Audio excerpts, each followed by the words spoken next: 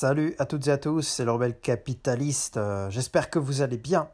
Aujourd'hui, je voulais faire une vidéo précision sur des questions concernant les minières or, argent, métal, peu importe lesquelles. Il me semble que le rapport risque-avantage est assez mal vu, assez mal compris dans ce secteur. En effet, les fondamentaux sont bons. On sait très bien que les prix de métaux sont très bas par rapport aux autres actifs aujourd'hui. Donc les fondamentaux sont bons. Les minières, ça fait des années et des années, voire des décennies maintenant, qu'elles sont sous-investies et qu'elles sont délaissées. Donc elles sont en difficulté. Leurs comptes sont en général assainis. Mais le problème des minières, c'est que c'est l'aventure, c'est l'exploration. En tout cas, les petites minières, je parle des juniors, je ne parle pas des majors, je parle des petites minières, celles qui sont dans l'exploration. Ok, peut-être que tout est beau, tout est bien, simplement, du jour au lendemain, vous avez un éboulement comme Red River Resources, dans les mines de Red River Resources, et alors le cours de Red River se casse la figure. Ou alors Alexco Resources, argent, métal, qui découvre que en fait, dans ces mines, il y a moins d'argent que prévu en teneur. Donc ça, c'est quand même des aléas dont vous pouvez vous prévenir si vous connaissez les dirigeants, si vous connaissez qu'il y a du succès derrière les gens qui sont aux commandes de ces juniors.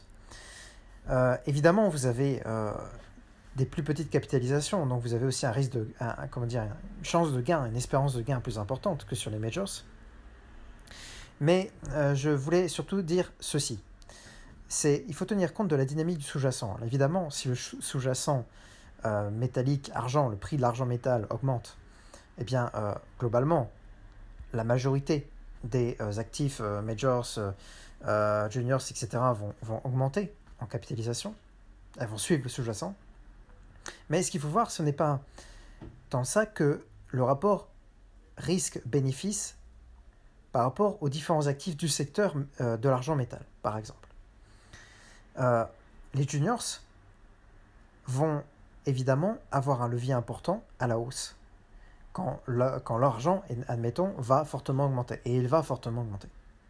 On ne sait pas quand, mais il va fortement augmenter. Et donc les juniors vont fortement augmenter aussi à ce moment-là.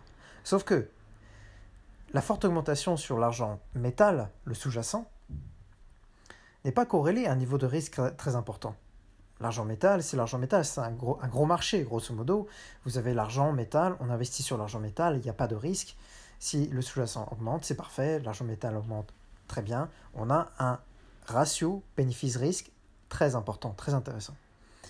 Si par contre, vous prévoyez d'investir sur les juniors et que le sous-jacent augmente, le sous-jacent métallique augmente, eh bien vous continuez à avoir vos risques sur les juniors.